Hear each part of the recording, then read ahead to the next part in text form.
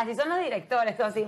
Claro, hacen una abstracción porque están viendo todo y necesitan internalizar todo aquello. Tu vasta experiencia en la actuación, Zair, ¿qué le enseñas tú al director y qué el director te enseña a ti? Wow, qué buena pregunta. ¿Qué puedo enseñar? Mis habilidades. Desde dónde puedo partir como personaje, como intérprete, desde dónde quiero mostrarle lo que él está buscando en su cabeza. Exacto. ¿Y qué me enseña él a mí? Su historia, su mundo. Y yo indagando en su mundo, en la historia de él, en su mente, en cómo lo quiere decir, ahí empezamos como a fusionar. Creo que lo maravilloso del director con el actor en general es que hay que comunicarse para saber la historia de lo que quiero contar, no nada más mostrarme como, mira, esto es lo que yo soy actriz o yo sé hacer maravillas. No, es como que, ¿qué quieres tú? ¿Cómo lo ves? Sí. ¿Qué fue lo más difícil? ¿Cómo? Zair, ¿qué fue lo más difícil del personaje? No tener tantos referentes y trabajar un poco en la nada. Siempre trabajamos desde la nada, pero acá era como que, ¿cómo tú lo quieres? ¿Cómo lo ves? ¿Desde dónde partiste? ¿Por qué es así? Y al mismo tiempo, yo que hablo muchísimo, no hablé mucho y solo escuché a Ale, le dije, ok, ¿qué quiere? Y lo veía mucho y él me hablaba. Y yo dije, ok, es mi momento de callar para saber qué Mira, quiere. Alejandro, más allá de lo que representa la violencia doméstica, que la hemos visto, bueno, en cine, en teatro, en televisión, en la calle, en todas partes, ¿qué es lo que diferencia ahora con esta película?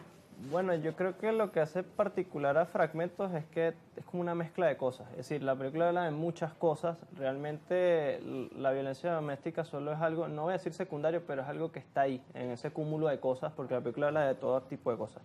Es decir, es como te dije, una película que tiene mucho suspenso y tiene misterio. Entonces tienes esos elementos de género ahí metidos, como de novela negra, pues. Entonces, y el dramón que hay con y el todo dramón de fondo, exacto. lo que hay allí. Habían dicho que se estrena el 4 de septiembre en los diferentes cines. Sí, se estrena el 4 de septiembre, este 4 de septiembre, en todos los cines nacionales del país. Sí. Ajá, Zair, ¿hasta cuándo va a estar esta película? ¿Hay una programación para ello? Hay una programación que, bueno, eso también lo dirá las taquillas, lo dirá también los que organizan para que la película se proyecte.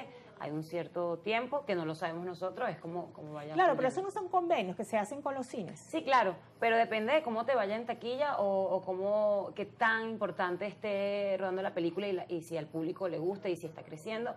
Se dice, mira, se deja una semana más, un mes más. Claro. ¿En cuántas películas has participado, Zair? En un montón, pero... Ay, dime un número. Bueno, es que yo he hecho más teatro que cine, sin embargo, he estado como en el backstage, detrás del cine, y como película he hecho ya unas 8 películas, pero este es mi segundo protagónico. Tu segundo protagónico. ¿Tú has hecho actuación? No, nunca. No. Le voy a dar unas clases. No, yo vi talleres de actuación Claro. Dentro de mi formación, pero nunca actuación. Lo tuyo es la dirección, la dramaturgia. Yo hago un poquito de todo, sí. Guión, dirección, montaje, yo monté la película, todo eso. Sí. O sea, tú eres utility para todo. ¿Quién te asistió en la dirección o lo hiciste tú solito? Génesis Azuaje, que fue la coescritora y coproductora de la película. ¿Cuánto dura Fragmentos? 109 minutos. 109 minutos.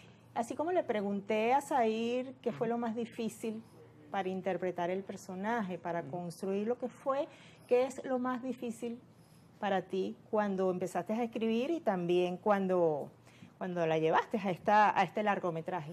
Bueno, son muchísimas cosas porque hacer una película es sumamente complejo. Es complejo porque tienes que reunir muchas cosas, tienes que reunir actores, equipos técnicos, personas, entonces locaciones, entonces era muy complejo. Nosotros escribimos esta película buscando hacer una película posible que se pudiera hacer sin sufrir mucho, con los medios posibles, y fuimos quizás un poquito muy optimistas porque la película resultó ser un poco más grande de lo que pensábamos en cuanto a logística y algunas cosas, y eso se nos complicó un poco, pero logramos resolver todo bien y la película salió adelante, pero fue un proceso constante de aprendizaje porque nadie hace una película. Por supuesto. ¿Y el financiamiento, Alejandro?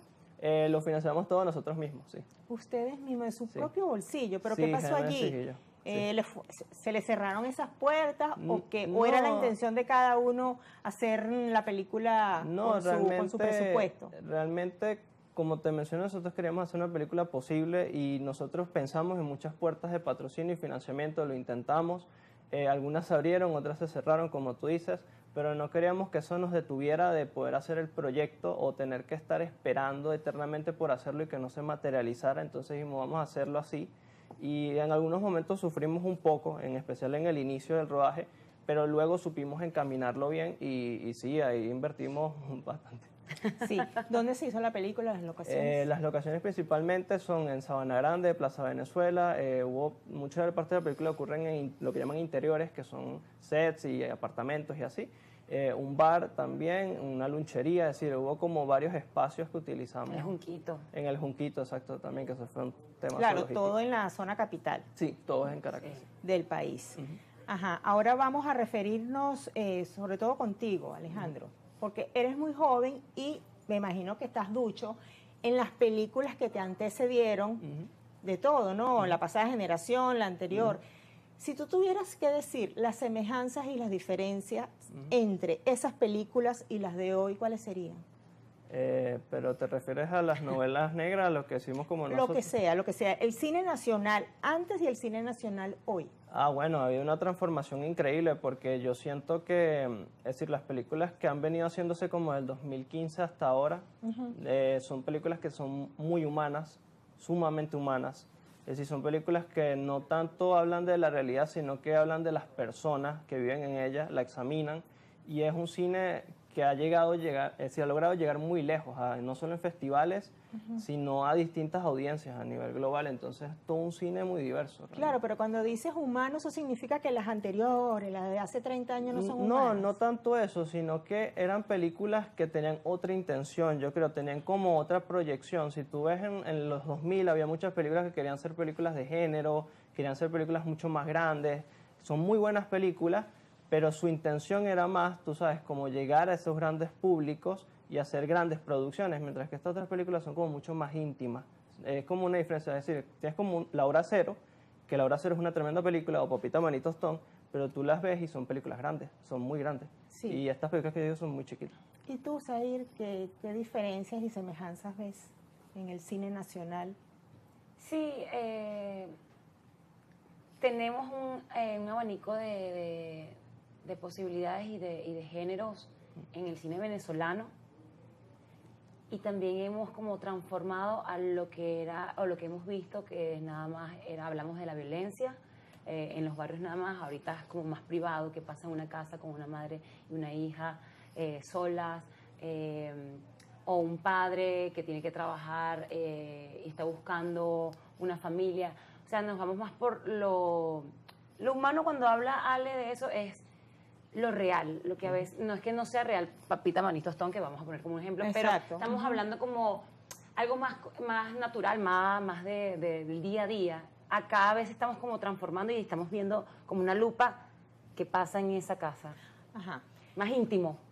Esta película, Macu, la mujer del policía. Wow. Sí. Exactamente. Ahí eso es un dramón también, dramón. una tragedia. Mi referente favorito. Exactamente, porque también me llegó a mí esa información, Hemos ido pero eso como- ocurrió hace mucho tiempo, Sí. ¿verdad? Y este es ahorita.